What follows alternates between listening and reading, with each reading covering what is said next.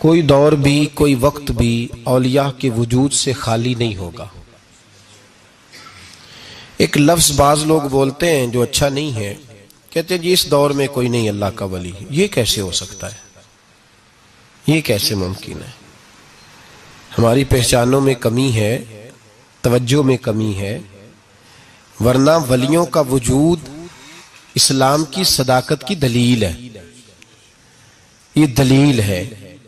नबी पाक सल्लल्लाहु अलैहि वसल्लम का ये मौजज़ा है कि क़यामत तक हुजूर की उम्मत में अल्लाह के वली होते रहेंगे। और पूरा मज़मून है ये कुरान पाक का, अला इन्ना औलिया अल्लाहि ला खौफुन अलैहिम वला हुम यहज़नून। पूरा मज़मून है, या अय्युहल्लज़ीना आमनुत्तकुल्लाह वकूनू मस्सादिकीन वत्तबी सबील मन अनाबा इलैया। पूरा मज़मून, जगह जगह अल्लाह के वलियों की अलामतें। वत्तबी सबील मन अनाबा इलैया, उसके पीछे चल जो मेरे पीछे चल रहा है। अल्लाह फरमा रहा है जो मेरी तरफ रुजू कर रहा है तो उसके पीछे चल। या अय्युहल्लज़ीना आमनुत्तकुल्लाह, ऐ ईमान वालो अल्लाह से डर जाओ, वकूनू मस्सादिकीन, और सच्चों की संगत इख्तियार करो। दर्जनों आयात, फस्अलू अहल ज़िक्र, फरमाया जिक्र वालों से पूछ लिया करो, इन कुंतुम ला तालमून, अगर तुम्हें इल्म ना हो तो पूछ लिया। हर नमाज में सिरातल लज़ीना अनअमता अलैहिम, हर नमाज में कह रहा सिरातल लज़ीना अनअमता अलैहिम, या अल्लाह उन लोगों के रस्तों पे चला जिन पर तूने इनाम। और वो कौन है? कुरान ने कहा अनअमल्लाहु अलैहिम मिनन नबिय्यीना वस्सिद्दीकीना वश्शुहदाए वस्सालिहीन। अच्छा, नमाज के अंदर कहता रहता है वलियों के पीछे चलना है, या अल्लाह चला, बाहर निकल के मुकर जाता है, मुकर जाता है, कहता है मुझे खुद कुरान हदीस आता है। और ये अब एक तो थे ना पहले कुछ लोग जिनके नजरियात में फर्क था, अब अपने बहुत सारे लोग कहते छोड़ो क्या जरूरत। भाई पूरा मजमून है कुरान पाक का अल्लाह के वली, पूरा एक मजमून है, हदीस का पूरा बाब है। आज मैं सिफाते औलिया अर्ज करने लगा हूं, पहले ये तो समझ लेना जिनसे प्यार करना है वो होते किस तरह के हैं। आज ये समझ लें कि वली बुनियादी तौर पर होता कौन है। एक है मैं कहूं कि वली फलां होता है, एक है कि कोई बुजुर्ग कहें, और इससे थोड़ा आगे बढ़े तो अगर सहाबी बताएं फिर तो क्या ही बात है। और अगर बिल्कुल ही हम अथॉरिटी पे जाना चाहें, बुनियाद पे, तो बेहतर नहीं हमें खुदा बता दे और मोहम्मद मुस्तफ़ा बता दे सल्लल्लाहु अलैहि। ये सबसे मजबूत बात नहीं? क्या ख्याल है? 100 गल्लां ते सिरे ते गंढ। भाई पूछो ही ना किसी से, डायरेक्ट कुरान पाक से पूछ लो वली कौन होते हैं। सही है? अज गल मुकदी ना मकाइए, जरूरत ही ना रहे। एक कहता मैं बाबा साहब से सुना है, दूसरा कहता मैंने ख्वाजा साहब से सुना है, तीसरा कहता मैंने फलां साहब से सुना है। भाई जरूर, कोई अर्ज नहीं। ये सारे लोगों की बात सारा आंखों पे, पर जो बात अल्लाह बयान फरमाए, जो बात अल्लाह का कुरान बयान फरमाए वो सबसे मजबूत है कि नहीं? तो कुरान ने वलियों की अलामत बयान की। सूरह तौबा है, आयत नंबर 112 है, 11वां सिपारा है, घर जाके पढ़ें। अल्लाह फरमाते हैं वली कौन होते हैं, मेरे कामिल बंदे कौन होते हैं। अल्लाह फरमा रहा है अत्ताइबून, अल्लाह के वलियों की पहली अलामत यह है कि वो तौबा करने वाले होते हैं। तौबा का लुग़वी माने रुजू करना, यानी वो अल्लाह की तरफ तवज्जो करने वाले होते हैं। अत्ताइबून अल आबिदून, वो तौबा करने वाले होते हैं और इबादत करने वाले होते हैं। फिर फरमाया अल आबिदून अल हामिदून, वो ये आपने गौर से सुननी है बात, खासी तवज्जो करनी है। ये कुरान पाक है ना जी, ये सबसे तवज्जो वाला मामला है, खास गौर करें। और रट्टा खत्म करने लगा हूं आज, जो कुरान पाक बयान करे उस पर इत्तेफाक करना चाहिए कि नहीं करना चाहिए ना? इत्तेफाक जरूरी बात है ना जी। तो ये हमारे पास कौले फैसल है अल्लाह की किताब, हमें बाहर जाने की जरूरत। किसी ने टाल वाला वली समझ लिया है, किसी ने गाल वाला वली समझ लिया है, कोई वली बना के बैठ गया है, कोई बना के। जाहिल मुतलक, परले दर्जे के जाहिल लोग, दीन की रूफ़े अबजद का नहीं पता और मुसीबत गले में डाली हुई है। पता नहीं क्या माइंडसेट है लोगों का भी, किस तरह लोगों को काबू करते हैं एन फराइज चीजों पे। अब ये मलंगों ने पक्का रट्टा लगाया, कहते मौलवियों को ना जाया जाए। और मैं कहता रहता हूं, मैं भी उस मौलवी के खिलाफ हूं जो मौलवी दीनदारी नहीं करता, दुनियादारी करता है। पर मौलवी का माना मौला वाला, क्या तर्जुमा है? अजीब तो आदमी है, पक्का रट्टा। वो हमारे सिंध के राजे महाराजे साईं, पंजाब के वडेरे अपने गांव में स्कूल नहीं बनने देते थे, इसलिए कि वो कहते थे अगर इनके बच्चे पढ़ गए ना तो हमारी भैंसों को चारा कौन डालेगा।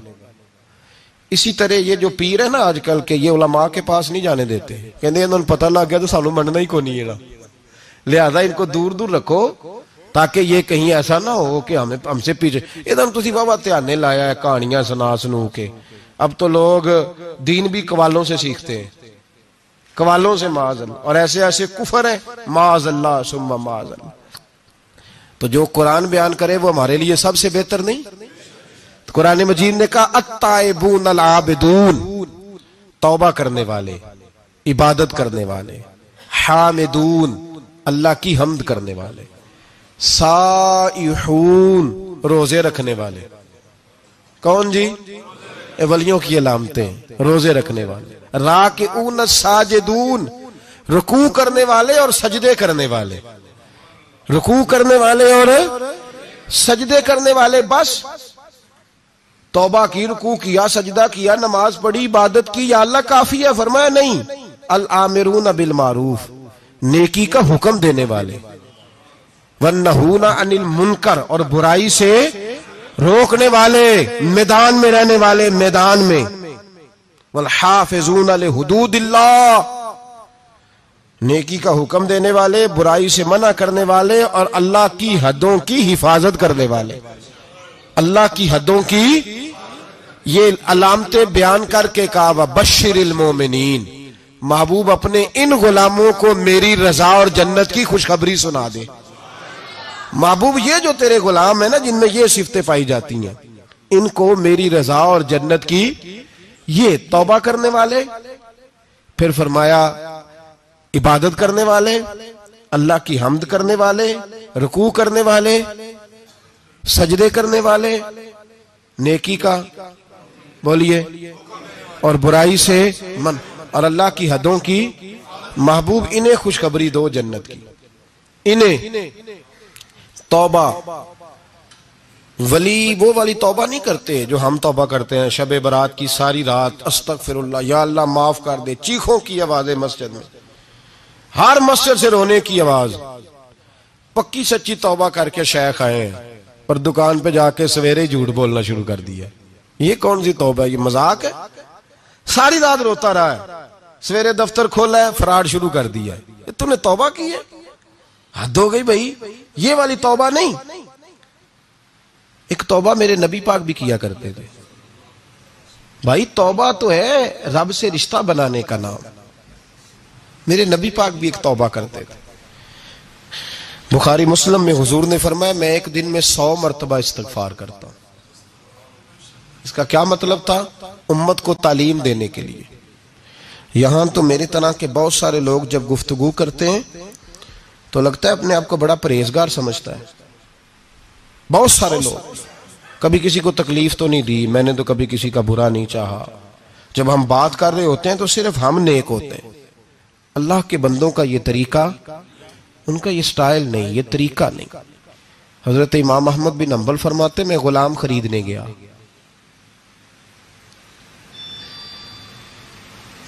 उसने मेरे साथ शर्त रखी कि हुजूर आप मुझे खरीद के ले जाने हैं, मेरी शर्त यह है कि मैं दिन को आपकी ड्यूटी करूंगा, रात को नहीं करूंगा।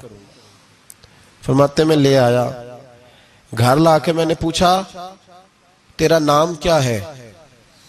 कहने लगा हुजूर गुलामों का नाम नहीं होता। खाएगा क्या? हुजूर गुलामों की चाहत नहीं होती, जिस नाम से पुकारोगे आ जाऊंगा, जो दोगे खा लूंगा। कहा किस कमरे में रहोगे? कहा हुजूर गुलामों के नखरे नहीं होते। कहते मैंने कहा फिर भी ये कमरे हैं, पसंद कर लो। एक टूटा फूटा सा कमरा उसने पसंद कर लिया। इमाम अहमद बिन हंबल फरमाते मैं उसे काम बताता पर इतनी मेहनत से करता कि कमाल कर देता, मेरे इशारे समझता। एक दिन मैं तहज्जुद के वक्त उठा, उसके कमरे में गया तो वो तौबा तौबा पुकार रहा था। सुनो वलियों की तौबा। फरमाते उसके कमरे से चीखने की, या अल्लाह माफ कर दे, या अल्लाह माफ कर दे, अल्लाह माफी दे दे। तड़प रहा है, रो रहा है। और इमाम अहमद बिन हंबल फरमाते हैं हाल ये है कि उसके कमरे से लेकर आसमान तक नूर ही नूर फैला हुआ है, नूर ही नूर। और वो रोता है, या अल्लाह माफ कर दे, या अल्लाह माफ कर दे। फरमाते मैं सोचने लगा माफी किस चीज की मांग रहा है। फरमाते वो खुद ही बोला, और माफी देखो भाई, तौबा देखो अल्लाह वालों की। कहने लगा अल्लाह मैं तेरा बंदा हूं, तूने जिंदगी दी, नेमत दी, आंखें दी, कान दिए, सांसें चलाई, बगैर मांगे सारा कुछ दिया। चाहिए तो ये था कि मैं दिन रात तेरी बारगाह में झुका रहता, पर मुझे माफ कर दे। मेरे ऊपर इमाम अहमद बिन हंबल के भी हुकूक है, मेरे मालिक का भी हक है, इसलिए मैं दिन सारा इबादत नहीं कर सकता, बस 5 नमाजें पढ़ सकता हूँ। रात में जागता रहता हूँ तेरे हुजूर। अल्लाह वो जो सारा दिन मैं इबादत नहीं ना कर पाता, मुझे माफ कर दे। खुदाया मेरी गलती माफ कर दे, अल्लाह मुझे बख्श दे। और राती सारी कर कर जारी, नींद अखा थी धोंदे, फजरे ओही गुनाहगार का आवन। सब तो नहीं, या अल्लाह चाहिए था मैं 24 घंटे सजदे करता, बख्श दे, ये मेरी खता माफ कर दे। सावन की काली रातों में जब बूंदाबांदी होती है, वो रातों को उठ उठ रोते, जब खलकत सारी सोती है। और दरवेश कहने लगे रात पवे ते बेदर्दानू, नींद प्यारी आवे, दर्द मंदानू याद सजन दी, सुते अमियान जगावे। या अल्लाह माफ कर दे, मैं सारा दिन सजदे नहीं कर पाता, सारा दिन लंबी न माफी दे दे, ये तौबा है अल्लाह वालों की। इमाम अहमद बिन हंबल फरमाते हैं फजर के वक्त वो मेरे साथ मस्जिद गया, मैंने उसका चेहरा देखा, मैं उसको कोने में ले गया, मैंने कहा जा तू अल्लाह की रिजा के लिए आजाद है, जा मैं अपने हक माफ करता हूं, मकान तेरे पास रहेगा, खाना तुझे मिलेगा, तू आजाद है। उसने कहा हुजूर हुआ क्या, हुआ क्या? हमारी तो ख्वाहिश है ना कि बंदा उस वक्त मिलने आए जब मैं तस्बीह पढ़ रहा हूं, कोई उस वक्त घर पहुंचे जब मैं सजदे में हूं, लोगों को पता चले बड़ा नेक है, बड़ा नमाजी है। उस वक्त किसी की नजर पड़े जब मैं बिल्कुल कुरान पाक पे बैठा हूं। फरमाते हैं जब मैंने कहा ना तू आजाद है, तो कहने लगा हुजूर क्या हुआ? फरमाने लगे रात मैंने तेरी तौबा देख ली है, तौबा देख ली।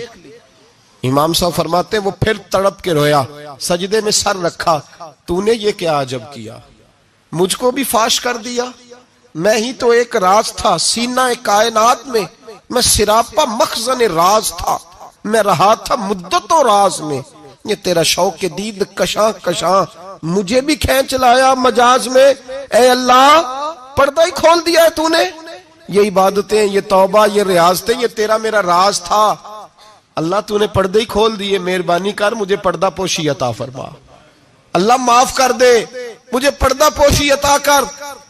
हजरत इमाम अहमद बिन हंबल फरमाते हैं सजदे में ही उसने बुलंद आवाज से अल्लाहु अकबर कहा, फिर वो गिरा, उसकी रूह परवाज कर गई, परवाज कर गई, चला गया, रुखसत हो गया। ये आशिक का जनाजा है, जरा धूम से निकले, महबूब की गलियों से जरा घूम के निकले। ओ भाई इस बात पे भी तौबा है कि या अल्लाह मैं सारा दिन नफल नहीं पिए, ये अल्लाह के वलियों की तौबा है। सारा कुछ कर करा के ना, सारा कुछ कर करा के फिर भी माफी, ड्यूटियां करके सारी फिर भी माफी, या अल्लाह माफ कर दे, सारा दिन इबादत करके फिर भी कहते अल्लाह बख्श दे। वो नेकोकार होने के बावजूद तौबा करते हैं, यहां गुनाहगार डटे हुए, डट गए। तौबा बंदे को अल्लाह के करीब कर देती है।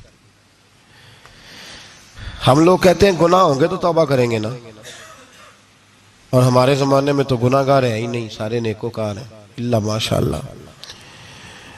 गुनाहगार होंगे तो तौबा करेंगे।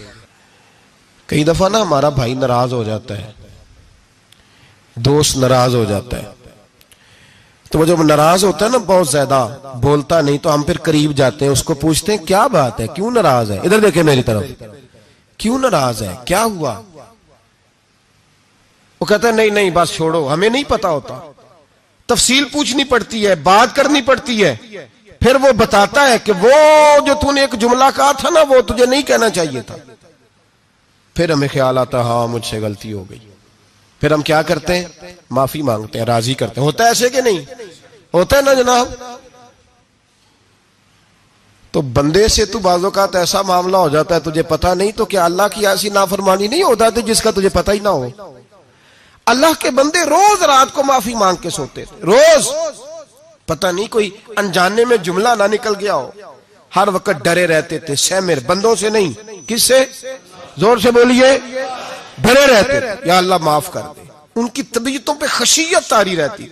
हम दलेर लोग हैं, तवज्जो नहीं करते अजीज भाई। और हम उस वक्त तवज्जो करते हैं जब मोहलत खत्म हो जाती है, जब सजा का वक्त शुरू हो जाता है।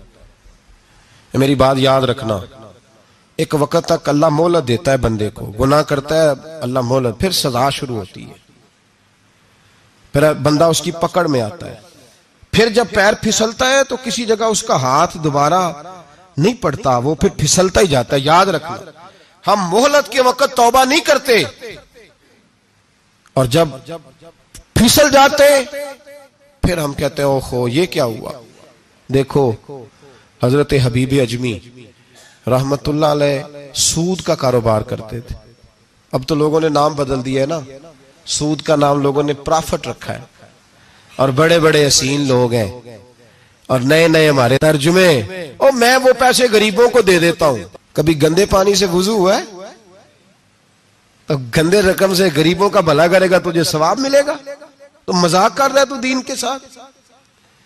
कभी गंदे पानी से भी वुजू हुआ है? मैं गरीबों को दे, क्या मतलब है इस बात का? नबी पाक से ज्यादा तुझे गरीबों से प्यार है माज़अल्लाह। हुजूर ने नहीं कहा सूद ले लो और गरीबों को दे देना। हुजूर रहमतुल लिल आलमीन है ना, तो चाहिए था कुछ एक हमें दे के जाते। हबीब अजमी कहते हैं मैं सूद का कारोबार करता था। हजरत हसन बसरी कभी कभी मुझे मिलते थे और मुझे फरमाया करते थे मोहलत से फायदा उठाओ, कहीं ऐसा ना हो तेरी सजा शुरू हो जाए। मोहलत से फायदा उठा, अल्लाह ने मोहलत दी हुई है। तू समझता है मैं बड़ा स्मार्ट हूं, मेरी बड़ी अकल है, मैं कहीं उलझ नहीं रहा, मैं जा रहा हूं, धोखे दिए जा रहा हूं, तो कोई मुझे पकड़ ही नहीं रहा। ये मोहलत है, फायदा उठा, वरना फिर जब वो पकड़ने पे आता है, इन्ना बत्श रब्बिका लशदीद, फिर उसकी पकड़ सख्त है। तौबा कर ले, मोहलत के वक्त तौबा कर। कहते मेरी दिल पे बात असर नहीं करती थी, मैं जी करता, इरादा करता, पर चुप कर जाता। मेरे पास बड़ी रकम थी, लोगों को दे रखी थी सूद पे, मैं वो पैसे लाता और उसी से मेरा सारा काम चलता। मैंने तज्जिए पढ़े हैं, मुझे यकीन नहीं आता, वैसे मैंने तज्जिए पढ़े हैं कि लोगों ने अरबों रुपया बैंकों में रखा हुआ है। मुझे नहीं पता, लेकिन मैंने जो अखबारों में पढ़ा अरबों रुपया है, और लोग सूद का कारोबार करते हैं और कमाई खाते हैं सूद की। माज़अल्लाह, अस्तगफिरुल्लाह। फरमाते मैंने कहा मौलवी पीर सूफी बताते ही रहते हैं, मेरे पे असर नहीं होता था। फरमाते एक दिन ना एक बंदे की गोश्त की दुकान थी, उससे मैंने सूद लेना था, मैं उसकी दुकान पे गया, पैसे रख। उसने कहा यार मोहलत दे। नहीं है, कहा इधर पैसे रख। यार नहीं तेरी मेहरबानी। कहा चल फिर इतने किलो गोश्त उतार, लेकिन पैसे फिर भी बाकी हैं सूद वाले। कहते वो गोश्त मैं उतार के लाया, मेरी बीवी भी मुझे रोज समझाती थी कि बाज आ जा। कहते मैं गोश्त घर लाया, हजरत बीबी अजमी कहते मेरी बीवी ने पकाने के लिए हंडिया चूल्हे पे चढ़ाई, और अभी उसने मसाला डाल के उसके अंदर चमचा घुमाया ही था कि वो सारा खून बन गया। मेरी बीवी चिल्लाई, कहने लगी जल्दी आ, तू भी बर्तन ला, बच्चे भी बुला, मैं भी बैठती हूं। ये खून बन गया जो तू गरीबों का निचोड़ के लाया था, आज खून पिएंगे सारे, आ जा। कहते अब मेरे ज़हन में बात गूंजी हजरत हसन बसरी की कि वक्त पे तौबा कर ले, कहीं तेरी सजा ना शुरू हो जाए। मोहलत के वक्त तौबा कर, कहीं सजा ना शुरू हो जाए, आज बच जा। फरमाते आवाज गूंजी, मैं समझ गया कहीं सजा तो नहीं शुरू हो गई। मैं तड़पा, बच्चे गोद में बिठा के मैं खोल के रोया। मैंने अपनी बीवी से कहा आज के बाद नहीं करता। कहने लगी जा फिर, तौबा पे कायम वही रहता है जो किसी वली के लड़ लग जाता है। तो इधर तौबा इधर टूट जाती है। जा किसी के हाथ में हाथ दे ताकि तू तौबा पे कायम रहे, ताकि वो तेरी बैटरी चार्ज करे, तेरे ईमान को हरारत देता रहे। कहते मैं निकला घर से हजरत हसन बसरी के पास तौबा करने। अभी मैं रास्ते में था तो छोटे छोटे बच्चे खेल रहे थे। फरमाते हैं बच्चे खेल रहे थे, एक बच्चा पुकारा, कहने लगा पीछे हट जाओ, पीछे हटो, बहुत बड़ा सूदखोर है ये, ऐसा ना हो इसका साया हम पे पड़े तो हम भी नहुसत वाले हो जाए, पीछे हट जाओ। कहते हैं एक और चोट लगी। मैंने कहा या अल्लाह तेरी नन्ही मखलूक भी मुझसे नफरत करती है, ये भी। फरमाते हजरत हसन बसरी के पास गया तो कदमों पे सर रख के मैं बड़ा रोया। मैंने कहा मेरे लिए दुआ कर, अर्श का मालिक मुझसे राजी हो जाए। सुना है जब आप दुआ करते हैं तो बड़ी जल्दी सुनता है। पता सारा है सरदार नू कीतियां दा पर्दा चपाया ही भला उसी, दुआ कर वो मुझसे राजी हो जाए। अब तो मेरे बच्चों की हंडिया में खून आने लगा है, मेहरबानी कर। कहते हैं हजरत हसन बसरी ने कहा तुझे मुबारक हो, मैं देख रहा हूं तेरी तौबा सच्ची है तो अल्लाह भी तुझसे राजी हो जाएगा।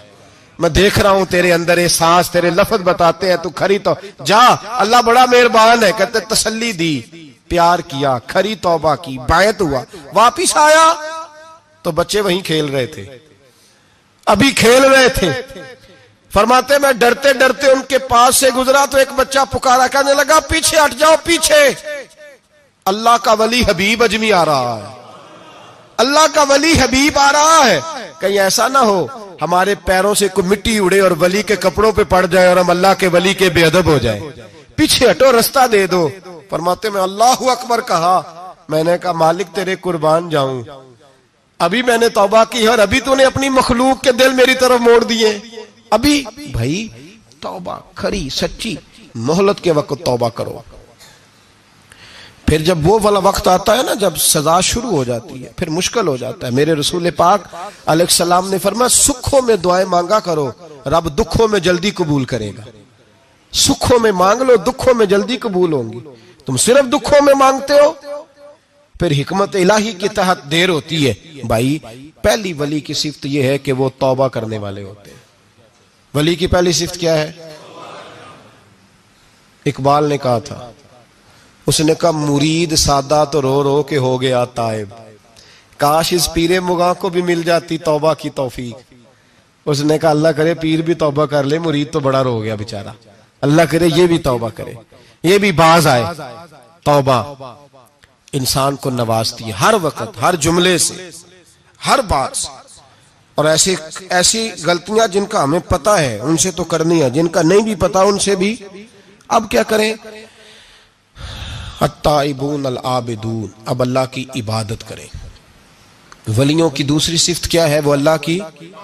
हमारे जमाने में नफलों का रिवाज ही खत्म हो गया है। असर की पहली 4 सुनते हैं, इशा की कितने फीसद लोग पढ़ते हैं? हमारे बुजुर्गों का तरीका था, घरों में हुजरे मखसूस होते थे। नबी पाक सल्लल्लाहु अलैहि वसल्लम ने फरमाया घर को कब्रिस्तान ना बनाओ, कुछ नवाफल घरों में भी पढ़ा करो। वो अजानों से पहले वुजू करके बैठे होते थे, मुसल्ले आबाद होते थे, और बहुत सारे बुजुर्गों की कब्रें उस जगह पे बनी जहां वो इबादत करते थे। नफलों से दूर है हम, नफलों से। नफल से क्या मिलता है? नफल पढ़ने से रब रहमान मिलता है, अल्लाह मिलता है नफल पढ़ने वाले को। बुखारी मुस्लिम में मौजूद है मेरे नबी पाक सल्लल्लाहु। लेकिन शर्त यह है कि नफल अल्लाह की रिजा के लिए पढ़े। वो सारी दुनिया को सवेरे बताए ना कि जो मैं सवेरे 3 बजे उठा ना उदो मैं वेख्या थे कुत्ते भौंक रहे सन।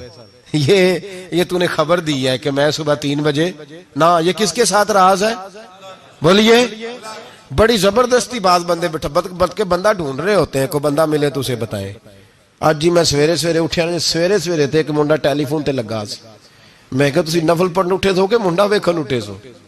तू जेड़े काम उठे सो करो, उन्होंने लगा रहन दो, अपना काम करे। वो असल मसला पता क्या होता है कि वो गुबार चढ़ा हुआ है तबीयत में कि किसी तरीके मैं बता दूं कि मैं सवेरे 3 बजे।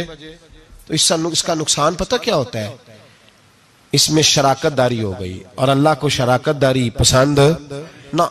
तो वो अपने रब के साथ राज न्याज कर, वो इबादत का सवाब बढ़ जाए। नबी रहमत सल्लल्लाहु अलैहि वसल्लम ने फरमाया, जब बंदा कसरत से नफल पढ़ता है तो अल्लाह के करीब हो जाता है। कितना करीब होता है कि अल्लाह फरमाता है मैं उसके हाथ बन जाता हूं, फिर मैं उसके पैर बन जाता हूं, फिर मैं उसकी आंखें बन जाता हूं, फिर मैं उसके कान बन जाता हूं, फिर मैं फिर उस शख्स का वजूद बन जाता हूं। क्या मतलब? ये बुखारी मुस्लिम है। आंखें बंदे की होती है, ताकत अल्लाह की होती है। हाथ बंदे के होते हैं, ताकत अल्लाह की होती है। पैर बंदे के होते हैं, ताकत अल्लाह की। तो फिर अगर कोई वली दूर से सुन ले तो ताकत किसने दी है? तो अगर कोई वली दूर से देख ले तो ताकत किसने दी है? अल्लाह ने। अगर कोई वली हाथ बढ़ा के किसी की परेशानी दूर कर दे तो ताकत किसने दी? ये पीछे ताकत किसकी है? अल्लाह की। तो ये बुखारी मुस्लिम है। अल्लाह की इबादत करें, इबादत से बरकत आती है। हजरत अबू अदरीस खौलानी रहमतुल्लाह अलैह हजरत मुआज बिन जबल के शागिर्द थे, ताबी बुजुर्ग थे। फरमाते हैं कि मैं जब से हजरत मुआज बिन जबल की सोबत में बैठा ना तो बुरे कारोबारों से मेरी तबीयत तो चाट हो गई। कई कारोबार में देखता तो झूठ बोलना पड़ता, उसमें बड़ा कुछ करना पड़ता, तो मुझे डर आता। आप फरमाते मैंने ना बड़ी कोशिश की पर मेरी मर्जी का काम मुझे, सूफी काहिल नहीं होते, सुस्त नहीं होते, झूठ नहीं बोलते। फरमाते मेरे अंदर ताकत थी कि मैं हलाल कमा के बच्चों को खिलाऊं, पर मेरी मर्जी का काम नहीं मिलता था, हद हो गई। और जब इंसान नेकी की तरफ आता है तो कुछ न कुछ आजमाइशें जरूर आती हैं, ये पक्की बात है, पक्की बात। जब वो गलत मलत कर रहा होता है तो उसको लगता है सारा कुछ सही है, जब सीधा होता है तो बहुत सारी परेशानियां भी जरूर आती हैं। ये मिजाज है दीन का। आप फरमाते मैं परेशान रहने लगा, हालात खराब होने लगे, आजमाइश सख्त होने लगी, कारोबार बंद हो गया, काम ही कोई नहीं मिलता था। मेरी बीवी नाराज रहने लगी, हल्का हल्का तो उसने मुझे कहना शुरू किया, फिर जलाल में आ गई। और एक दिन मुझे कहने लगी अगर आज नाना कुछ लेके आए तो बच्चे लेके मेके चली जाऊंगी। आप फरमाते मैं बड़ा परेशान हुआ, निकल गया फजर पढ़ के काम की तलाश में। मैंने जोहर तक तलाश किया लेकिन मुझे काम न मिला। आप फरमाते नहर फुरात के किनारे तपती हुई रेत पे मैं बैठा था तो मेरे दिल में ख्याल आया बंदों की मजदूरी नहीं मिलती तो आज अल्लाह की ना कर ले, आज अल्लाह की मजदूरी ना करे।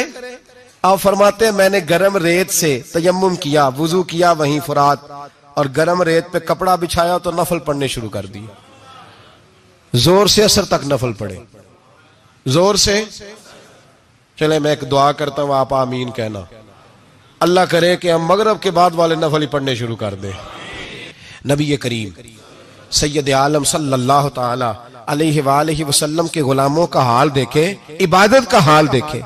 फरमाते मैंने कहा आज अल्लाह की मजदूरी करे, जोर से असर तक नफल पड़े गरम रेत पे। और जब असर हुई ना तो मैंने अपने रुमाल में ना थोड़ी सी रेत बांध ली। घर की दीवारें छोटी छोटी थी। मैंने कहा बीवी ने देखा ना खाली हाथ आया है तो अंदर से शोर करेगी, हम साहे भी सुनेंगे, तो चलो जब देखेगी ना रुमाल में कुछ है हौसला करेगी, जब अंदर जाऊंगा तो समझा लूंगा। आप मुस्कुरा रहे हैं ना हल्का हल्का, इसका मतलब है इन बातों में काफी सदाकत है। पुराने बुजुर्ग कर गए तो इसका मतलब ये है कि इनमें बहरहाल काफी हद तक सदाकत है। ये शोर होते रहते। कहते मैंने वो कहा कि चलो दूर से देखेगी तो घर जाके समझा लूंगा। आप फरमाते पहले मेरी बीवी दरवाजे पे बैठी रहती थी, बच्चे बैठे रहते थे, मुंतजिर होते थे कि कुछ लेके आए, घर में फाका होता। आज मैं गया तो शोर ही कोई नहीं, कोई शय नजर ना आई। वो रेत से भरा हुआ मेरा पल्लू मैंने दरवाजे के साथ रखा, अंदर चला गया। बीवी को आवाज दी कहां हो? कहने लगी मुंह हाथ धो लो, मैं रोटी लेके आई। तो हाथ धो गई, रोटी किधर से आई? इस घर में तो फाके थे, खाना किधर से आया? कहते रोटी लाई, सलाद भी लाई, दूध भी लाई, उस जमाने में जो नेमतें थी फल भी लाई, सारा आ गया। मैंने घूर के देखा, मैंने कहा किधर से आया ये सारा कुछ? कहां है बच्चे? कहने लगी रोटी खा के बाहर निकल गए हैं। मेरे दिल में ख्याल आया मेरी बीबी का किरदार तो चांद से ज्यादा उजला है, तो ये सारा कुछ कैसे आया? मैंने कहा ये कहां से आया सारा कुछ? तो कहती है मेरी तरफ देख के कहने लगी पता नहीं आज किस करीम की मजदूरी करने चले गए थे, पता नहीं किस करीम की मजदूरी पे चले गए थे, जोर हुई है तो उसने अनाज की बोरियां भेजी हैं, चावल भेजे हैं, फल भेजे हैं, इतना कुछ भेजा है कि मेरे घर में रखने को जगह ही कोई नहीं। ये कहते कहते उठी और कहने लगी पहले ही बड़ा आया था, अब और क्या लाए हो? आप फरमाते मैं सख्ते में था, उसने जाके मेरा रुमाल जो खोला, मैं रेत लाया था, रब करीम ने हीरे बना दिए, वो हीरे बन गए। आप फरमाते कहने लगी किस करीम की मजदूरी पे गए थे? फरमाते मैं उठा और कच्ची जमीन पे सर सजदे में रखा, मैंने कहा मालिक मैं सारी जिंदगी दुनिया राजी करता रहा, लोगों के दरवाजों पे खड़ा रहा, ताल्लुकात बनाकर थोड़ी सी रोजी के लिए जद्दोजहद करता रहा, धुतकारा गया, सताया गया, मौला मैं तो तेरे दरवाजे पे आज आया हूं, पूरी दिहाड़ी भी नहीं लगाई, जोर से ड्यूटी की है, अल्लाह तेरी थोड़ी मजदूरी का इतना अजर मिलता है, खुदाया तो इतना नवाजता है। फरमाया अल्लाह मैं मेहनत भी करूंगा, काम भी करूंगा, लेकिन दुनिया की मजदूरी थोड़ी करूंगा, मालिक तेरी इबादत ज्यादा करूंगा। भाई याद रखो हम सारी जिंदगी लोग कब्रों में चले गए, मस्जिद नहीं आए, कब्रों में अलहाकुमुत तकासुर हत्ता ज़ुरतुमुल मकाबिर, कब्र में जाने का टाइम आया, लोगों की नमाजें पढ़ दी गई पर लोगों ने नमाजें शुरू नहीं की, नमाजें पढ़ दी गई। कहीं ले जाओ, शादी का मौका है तो वो कराची जाने को तैयार है, लेकिन चंद फरलांग पे मस्जिद है, मस्जिद जाने को तैयार है। अल्लाह के वली की अलामत है, वो इबादत गुजार होता है, और जो ना नमाज पढ़े ना नमाज पढ़ाए वो जिंदीक तो हो सकता है, पीर हो सकता, मैं जिम्मेदारी से कह रहा हूं, जिंदीक तो हो सकता है पर पीर हो सकता बिल्कुल बेदीन है, बल्कि बददीन है, पीर हो सकता। इसलिए कि अल्लाह के वली की अलामत यह है कि उसके चेहरे पर इबादत की रोशनी होती है, तकवे का हुस्न होता है, तकवे का, परहेजगारी का नूर होता है। अल्लाह के बंदे तौबा करने वाले, इबादत करने वाले, रोजे रखने वाले, रुकू करने वाले, सुजूद करने वाले, ये उनका जाती फेल है। और यहां वो बस नहीं करते, अल आमिरून बिल मारूफ, अब नेकी का हुक्म देंगे, वन्नहूना अनिल मुनकर, और बुराई से। जी पीर तो किसी तहरीक में निकलते ही नहीं, बड़े बड़े गद्दियों के पीर जो है ना, बड़े बड़े, कभी आपने देखे किसी जुलूस में आते हुए? जी चले कुछ दरवेश ऐसे हैं जो अपनी तबीयत के तकाजे के मुताबिक नहीं आते, लेकिन वो उम्मत की मजलूमियत से बेखबर नहीं होते, वो एक अलग बात है कि वो इबादत गुजार है, वो वैसे ही नहीं निकलते, वो चले एक, लेकिन वो मुरीद अगर बुलाए तगड़ा तो पिशावर भी चले जाएं, जी लंदन का भी दौरा कर रहे हैं, अमेरिका भी हुआ है। सुने भाई सुने, ये कुरान मजीद, ये सिफतें कौन बयान कर रहा है वलियों की? कौन बयान कर रहा है? तो किसी मलंग की माननी है कि अल्लाह की माननी है? तो अल्लाह कह रहा है कि वली की सिफत ये है, वो नेकी का हुक्म देता है और बुराई से। पीर साहब अमेरिका चले जाते हैं, लंदन यूरोप चले जाते हैं, लेकिन किसी तहरीक में नहीं, किसी में नहीं। नमूसे रिसालत की बात आई, पीर सोए रहे। कौन थे सड़कों पे? पीर थे कि मौलवी थे के नाथ खां थे, कवाल थे जिनको सरमाया खा गए जो सारा हमारा, ये लोग थे। तहरीक खत्म नबूवत में डंडे किसने खाए? उलमा ने। गाजी मुमताज हुसैन कादरी की तहरीक चली तो सड़कों पे कौन निकला? तहरीक खत्म नबूवत। बताओ ना किसी पीर का बयान दिखाओ मुझे जिसने कहा हो। थक गए गले, हमारी रिकॉर्डिंगें ला ला के लोग हमें सुनाते हैं, कहते हैं जनाब आपकी सख्त तकरीरें नोट हो रही हैं और सोशल मीडिया पे दूर दूर जा रही है, थोड़ी एहतियात करें। हो मैंने कहा यार किस तरह एहतियात करें, कैसे एहतियात करें? जिस कुत्ते को उसका मालिक 4 रोटियां डालता है वो सारी रात आवाजें दे दे के गुजार देता है कि मैं किसी को अंदर नहीं आने दूंगा, हमने तो सारी जिंदगी रसूलुल्लाह का खाया है। तो तेरे कहने पर ख्याल करें, तेरे कहने पर यह कैसे हो सकता है? कुत्ता नहीं कर रहा नमक हरामी और तू हमें मशवरा दे रहा है? जिन्ना तना विच इश्क न रचिया कुत्ते होना थी चंगे, और मालक देकर राखी कर दे साबर भूखे नंगे। हमसे कोई आदमी नरमी की उम्मीद ना रखे। तुम गैरत ईमानी को ललकारो, हम चुप करके बैठे रहे। खत्म नबुव्वत की बात करो, हम खामोश रहे। नामूस रिसालत की बात करो, हम खामोश रहे। दीन फरोश और होते हैं और दीन के चौकीदार और होते हैं। और अगर आओगे ना कभी मुंह डाल ले दीन के मामले में तो चौकीदार तुम्हारा मुकाबला करेंगे। अगर मार ना सके तो मार जरूर जाएंगे इंशाअल्लाह ताला, यह इरादा है और ये वादा है इंशाअल्लाह ताला। मार ना सके तो मार, हाँ ये याद रखो। कोई आदमी हमसे कमजोरी की उम्मीद ना करे, जिसे जिंदगी हो प्यारी वो यहीं से लौट जाए।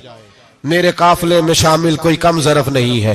हजरत बायजीद बुस्तामी रहमतुल्लाह, एक बच्चा तबला सरंगी बजा रहा था, हजरत गुजरे, उसके हाथ में बांसुरिया भी थी। फरमाने लगे बंद कर, बंद कर, मैं नहीं बजाने दूंगा, मेरी मौजूदगी में तू बजा ही नहीं सकता, मैं नायब हूं अपने नबी पाक का और हुजूर सल्लल्लाहु अलैहि वसल्लम के सामने कोई बुराई कर नहीं सकता था। नबी का मनसब होता है, वो मना करते हैं। अगर नबी मना न करे तो वो चीज जायज हो जाती है, हदीसें तकरीरी बन जाती है, उसूल में आ जाती है। फरमाया हजरत बंद कर। उस नौजवान ने वो बाजा उठाया और हजरत बायजीद के सर पे दे मारा। आपका सर भी फट गया, बाजा भी टूट गया।